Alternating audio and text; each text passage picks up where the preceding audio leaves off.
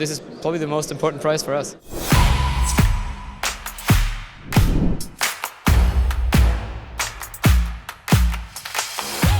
Cylib has the best battery recycling technology on the market. I think this is like a validation for us that we succeeded in having a sustainable process and that people are interested in buying green materials because that's what we produce. Yeah, we're using way less chemicals than all other recyclers, less energy, and that's at the core of our DNA is sustainability.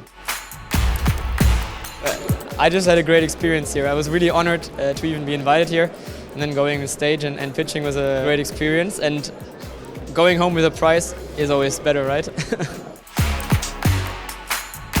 I knew exactly what I was going to say, and then when the opportunity arose, I was able to deter a bit, steer away from that. But I think for me, preparation was key. Like, I had to know exactly what I was going to say to feel safe and feel comfortable and confident on stage. AJ said, go big or go home, and that's what we're going to do. We just bought a huge facility in Germany, and now we're going to start and fill this facility with life, start setting it up, get all the permits, get all the machinery, and start recycling in a very big industrial scale. This is the roadmap for the next 2 years, and I'm extremely thrilled to undertake this.